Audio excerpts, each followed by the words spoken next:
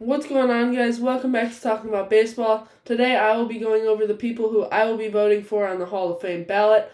I will be voting for 10 people, which is the max amount of people, because if you don't, you're just annoying. You should be able to get the most amount of people in the Hall of Fame, because I think there's easily 10 guys who deserve to be in it, maybe even more. There's definitely some tough ones to choose between, but let's get started.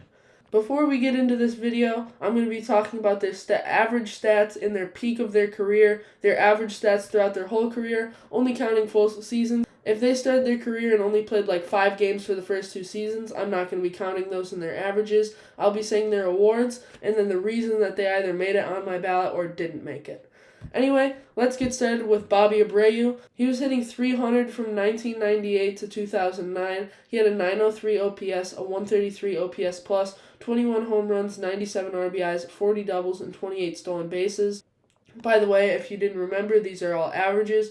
Over his career, he averaged .292 average, an .874 OPS, a .130 OPS plus, 18 homers, 84 RBIs, 35 doubles, and 25 stolen bases. He was a 2-time All-Star, a Home Run Derby champ. He won 1 Gold Glove and 1 Silver Slugger. He was amazing on offense. He was very underrated, and he's not terrible on defense, and that is why I'm voting him in on my ballot. This is his 5th year on the ballot. I don't think he'll make it in because I don't think a ton of people are going to agree with me on this pick, but he will be on my ballot. Next up, we have year 1 player Jose Bautista. In his peak, he hit .268 with a .945 OPS, 156 OPS plus, 38 bombs, 97 RBIs, 26 doubles, and 7 stolen bases. His main problem is that this peak only lasted from 2010 to 2015. In his whole career, he hit below .250 with an .843 OPS, 126 OPS plus, 26 homers, 75 RBIs, 24 doubles, and 5 stolen bases. Awards-wise, he was a 6-time All-Star and also had 3 Silver Sluggers, but he is not on my list as he had a very short peak, not enough counting stats to make the Hall of Fame, and he was also a bad defender because he got off to a very slow start as he obviously bounced around with a ton of teams at the beginning of his career. Next up, we have second-year man Carlos Beltran. In his peak, he hit .284 with an .871 OPS, 128 OPS plus, 25 bombs, 90 RBIs, 31 doubles, and 20 stolen bases. That was from 2001 to 2013. In his whole career, he hit .279 with an .837 OPS, 119 OPS plus, 23 home runs, 83 RBIs, 29 doubles, and 16 stolen bases. Awards-wise, he had 9 All-Stars, 3 Gold Gloves, 2 Silver Sluggers, and 1 Rookie of the Year. He was a great hitter and a defender, and even though he had the 2017 cheating scandal and was rumored to be the leader and even stepped down as the Mets manager because of it, he is on my list and he will be voted in my 2024 Hall of Fame ballot. Next up, we have one of the 2 people who it is their first year, and I'm voting them in, and that is Adrian Beltre. In his peak, he hit .295 with an .845 OPS, 124 OPS plus, 27 homers, 91 RBIs, and 34 doubles. This was between 2004 and 2016, and in his whole career, he hit .287 with an .822 OPS, 117 OPS plus, 24 homers, 84 RBIs, and 31 doubles. He was a 4-time All-Star with 5 Gold Gloves, 2 Platinum Gloves, and 4 Silver Sluggers. And the reason I'm voting him in, he was one of the best hitters and the best fielding third baseman in his era, and that's why he will be voted in for me. Next up, we have Mark Buehrle. This is his 4th year on the ballot. In his career, he had a 3.81 ERA, 215 innings pitched, 122 strikeouts, and a 1.17 ERA plus.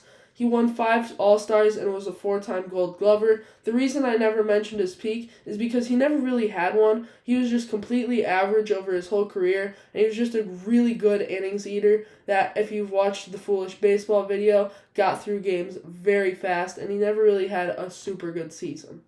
Bartolo Colon is the opposite. This is his 1st year on the ballot, and I will also not be voting him in. He also didn't really have a peak, but he did have 1 good season with the Angels where he won a Cy Young. Along with that Cy Young, he was a 4-time All-Star. In his career, he averaged a 4.08 ERA with 168 innings, 123 strikeouts, and a 1.07 ERA plus, so he was just barely an above-average pitcher. And the reason he's not making it is he had too many seasons of being terrible. Next up is another first-year player in Adrian Gonzalez. In his peak, he hit .292 with an .866 OPS, a 137 OPS plus, 28 bombs, 103 RBIs, and 37 doubles. This was from 2006 to 2015. His main problem is that was pretty much his entire career. I'm not going to mention his career stats because his peak is every single full season he played in. He had a huge fall off. He was a 5-time All-Star, a 4-time Gold Glover, and a 2-time Silver Slugger. He just fell off completely after the 2015 season, and that's why he will not be making it on my ballot.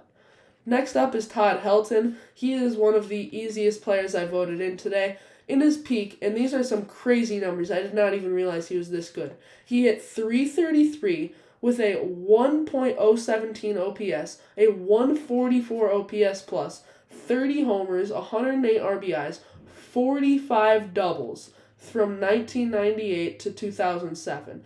In his career, he hit .317 with a 955 OPS, 133 OPS plus, 23 home runs, 87 RBIs, and still 37 doubles. Awards-wise, he had 5 All-Stars, 3 Gold Gloves, 4 Silver Sluggers, and a batting title. And the reason I'm voting him in, he had some crazy offensive stats. Even though he was in cores, he hit a ton of doubles and home runs, so he was always hitting it out. That elevation is obviously one of the reasons people hold him back, but he has always been criminally underrated. He put up those peak stats for 9 years, and he was only a 5-time All-Star, and with those stats, he probably should have been at least a 9-time All-Star. Next up, we have another first-year player and another former Colorado Rocky, that is Matt Holliday. In his peak, he hit .314 with a 931 OPS, 143 OPS plus, with 27 homers, 103 RBIs, 40 doubles, and 10 stolen bases from 2006 to 2013. In his career, he hit .299 with an 889 OPS, a 132 OPS plus, 22 home runs, 87 RBIs, 33 doubles, and 8 stolen bases. He was a 7-time All-Star, had 4 Silver Sluggers, and also won a batting title. He was not a very good defender at all, and I think he could potentially be voted on in future years, but his first year on the ballot is not doing it for me. Next up, we have Torrey Hunter. This is his 4th year on the ballot, and he's just a little iffy for me. During his peak, he hit .276 with an 817 OPS, 114 OPS plus, 24 homers, 89 RBIs, 33 doubles, and 16 stolen bases from 2001 to 2010. In his career, he hit .277, so outside of his peak, he actually had a better batting average, which is kind of interesting. But OPS is much lower at .793, a 110 OPS plus, 21 homers, 82 RBIs, 29 doubles, and 11 stolen bases. He was a 5-time All-Star with 9 Gold Gloves, but only 2 Silver Sluggers. And the main reason he's not getting into the Hall of Fame is because he just wasn't a good enough hitter to carry his great defense. Next up is Andrew Jones. During his peak, he hit .270 with an 865 OPS, 120 OPS plus, hitting 37 homers, 109 RBIs, 30 doubles, and 8 stolen bases from 2000 to 2006. In his career, he hit .268 with an 853 OPS, 117 OPS plus, 34 homers, 101 RBIs, 30 doubles, and 13 stolen bases. He was a 5-time All-Star, 1-time Silver Slugger, and won 10 Gold Gloves. The main reason he's not getting in for me is he had too short of a career, which ultimately made it so he didn't have enough counting stats. Even though he had 90 home runs in just 2 years, including a 51-homer season where he finished 2nd in MVP, he just did not do enough in his career for me, and so his 7th year on the ballot, he will still not be making it in. Next up is Victor Martinez. This is his first year on the ballot. This is one of the hardest cuts for me, and he probably would have been my 11th guy if I were able to do that. In his career, he had a .307 average with an 853 OPS, 128 OPS plus, 19 home runs, 91 RBIs, 34 doubles. You may have also realized I didn't mention his peak, and it's the same thing why I haven't mentioned peaks for other players. He was just a super consistent player, and that's one of my reasons that he's not making it for me. He didn't really hit a ton of home runs, which obviously in this day and age is a large part of baseball, and for most people in the Hall of Fame, they have hit more home runs than he did. Potentially in later years, he could actually make it onto my ballot. Like I said, he was one of my hardest cuts, but he was just very consistently slightly above average or farther above average. In his career, he was a 5-time All-Star and a 2-time Silver Slugger. This is the second one who, in his first year in the ballot, I will be voting him on, and that is Joe Mauer. He was never a big home run hitter, but in his peak, he hit .323 with an 872 OPS, 135 OPS plus, 11 home runs, 69 RBIs, 30 doubles, and 5 stolen bases from 2005 to 2013. And across his career, he hit .306 with an .825 OPS, .124 OPS plus, 10 bombs, 65 RBIs, and 30 doubles. Awards-wise, he had 6 All-Stars, 3 Gold Gloves, 5 Silver Sluggers. He was a 3-time batting title winner, and he won an MVP. And he is one of the best contact-hitting catchers of all time, if not the best, and also a great defender. After him will be Andy Pettitte. His 6th year on the ballot, he will also not be making it for me. Same reason as most people. He was just really consistently above average and not good enough for me. At his peak, he had a 3.74 ERA, 192 innings, 141 strikeouts with a 1.22 ERA plus from 1996 to 2005. In his career, he had a 3.85 ERA, 184 innings pitched, and 163 strikeouts with a 1.17 ERA plus. He was a 3-time All-Star and racked up pretty much no awards at all, and that is also another reason why he will not be making it for me. Next up is Brandon Phillips, and I don't think he will survive another year on the ballot. This is his first year. In his career, he hit .280 with a 752 OPS, 98 OPS plus. He was the below-average hitter. He averaged 17 home runs, 76 RBIs, 29 doubles, and 17 stolen bases. He was a 3-time All-Star, 4-time Gold Glover, and a Silver Slugger. And you also must have realized that I didn't mention his peak, and it's for the same reason as anyone else. He really didn't have one. He was just consistently an average hitter with above-average defense, which does not compel me to put him on the ballot, and I do not think he will get the amount of vote that'll put him on the ballot next year. Next up is Manny Ramirez in his 8th year on the ballot. The only reason he's not there is taking steroids. In his career, he had a .315 average, 10,005 OPS. He had a 157 OPS plus, 34 homers, 110 RBIs, 33 doubles, and 2 stolen bases.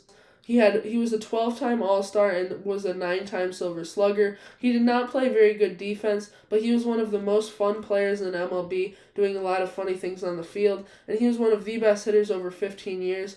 Most players I don't mention their peak because they were just above average for a long time. This guy was amazing for a very long time, and that's why I didn't even have to do it. And even though he did potentially take steroids, as I mentioned earlier, he is still making my Hall of Fame ballot. Next up is another guy who I do not think will survive another year on the ballot, and that is Jose Reyes. In his peak, he hit .296 with an 804 OPS, 114 OPS plus, 11 homers, 52 RBIs, 28 doubles, 13 triples, one of the few players I'm adding triples on just because he hit a ton of them, and 42 stolen bases from 2006 to 2013. In his career, he hit .286 with a 770 OPS, 103 OPS plus, 10 bombs, 51 RBIs, 27 doubles, 3 triples, and 37 stolen bases. He was a 4-time All-Star with 1 Silver Slugger and a batting title, and he just wasn't good enough defensively for a player that wasn't really great on offense either, just a speedy threat.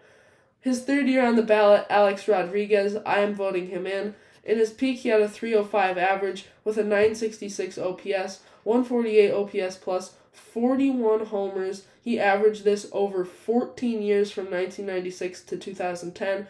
He also had 121 RBIs, 31 doubles, and 20 stolen bases. In his career, he hit just below 300 with a 943 OPS, a 143 OPS plus, 36 home runs, 107 RBIs, 28 doubles, and 17 stolen bases. For awards, this is probably the most compelling set of them. He was a 14-time All-Star, 2-time Gold Glove winner, 10-time Silver Slugger, won a batting title, and was a 3-time MVP winner. And the reason for me is that the only argument against him not being in the Hall of Fame is that he took steroids, and honestly, I don't care about that. Next up is K-Rod, Francisco Rodriguez.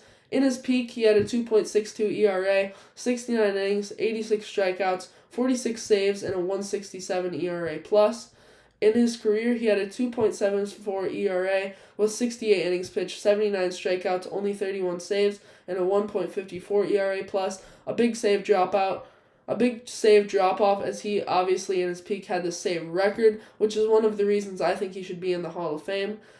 For awards, he was a 2-time reliever of the year and a 6-time All-Star, and he will be voted into the Hall of Fame for my ballot on his 2nd year there. Next up is the 3rd-year player Jimmy Rollins. In his peak, he hit .277 with a with a 774 OPS, a 99 OPS plus, which is 1% below average, which obviously doesn't matter. But anyway, 16 home runs, 67 RBIs, 38 doubles, and 36 stolen bases from 01 to 08. In his career, he hit .265 with a 745 OPS, 96 OPS plus, 15 home runs, 62 RBIs, 33 doubles, and 31 stolen bases. He was a 3-time All-Star, a 4-time Gold Glove winner, and one Silver Slugger.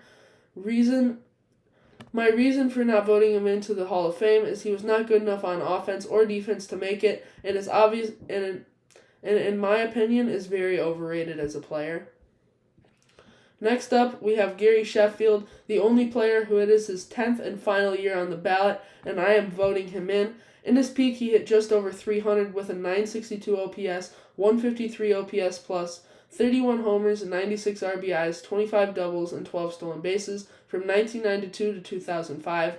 In his career, he hit a .294 with a 920 OPS, 143 OPS plus, 25 homers, 82 RBIs, 22 doubles, and 12 stolen bases. Awards-wise, he won He was a 9-time All-Star. He won 5 Silver Sluggers and a batting title. And the reason I'm voting him in is just like Manny Ramirez. The only argument against him is steroids, and I, once again, do not really care about it. Next up is James Shields, who I also don't think will be surviving on the ballot for very long. In his peak, he had a 3.67 ERA, 221 innings pitched, 193 strikeouts, 111 ERA plus. In his career, he had an ERA of 4, 201 innings pitched, 172 strikeouts, and 102 ERA plus. He averaged 200 innings pitched for his whole career, and the reason he's not getting voted in for me is he ended his career awfully, and his career was so short that, of course, he did average 200 innings. He just didn't have a long enough one that is to go into the years where he just wouldn't be pitching as much. Also, another reason is that for his awards section, it is probably the saddest one out of all the people here. His only award that he ever got was being in a single All-Star game. Next up is another first-year player, and that is Chase Utley. In his peak, he hit .290 with an 882 OPS, 129 OPS plus, 22 homers, 81 RBIs, 31 doubles, and 14 stolen bases from 2005 to 2013. In his career, he hit .278 with an 833 OPS, 120 OPS plus, 19 homers, 72 RBIs, 29 doubles, and 11 stolen bases. For awards, he had 6 All-Stars. He had 6 All-Star appearances and 4 Silver Sluggers, and the reason he's not getting into the Hall, he was an above-average hitter, but he didn't play great defense, and I think him also playing dirty will come into effect. He obviously ended one of the Mets players' He obviously ended a Mets player's career. I do not remember what his name was, but I do remember he played second base. Someone in the comments can help me out there on who it was. We're nearing the end here. Only 3 players left. Right here we have Omar Vizquel.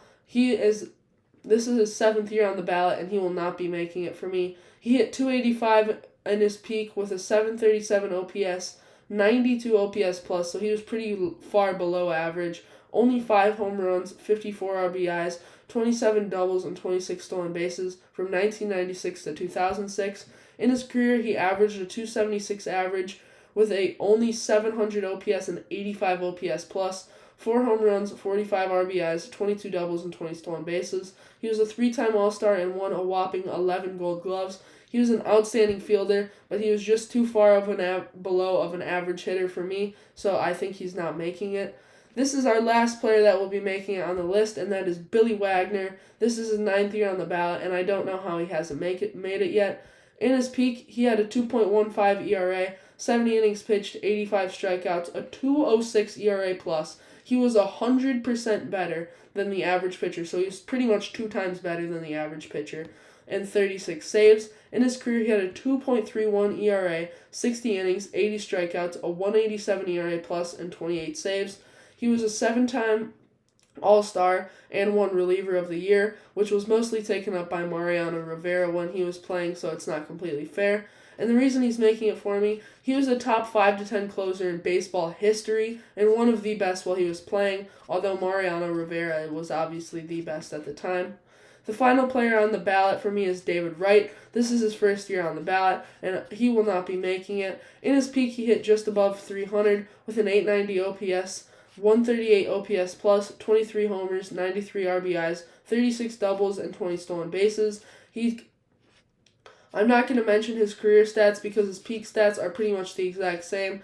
Injuries cut him way too short of a career, and even though he was great all over, 7-time All-Star, 2 Gold Gloves, and 2 Silver Sluggers, he just had too short of a career, and if he added 3 to 6 more years of the same production he was averaging, he's easily in the Hall of Fame for me. But because he obviously doesn't have 3 to 6 more years, he is not in it. At the end of this video, I forgot to mention what my actual final ballot is, so you're going to see that on screen now. And you've already heard all my picks during the video, but that's just my final ballot, and let's get back to the video. That is the end of this video. I hope you enjoyed. I will be having more baseball content, obviously, and more off-season content coming out soon, and I will see you next time on Talking About Baseball. Bye.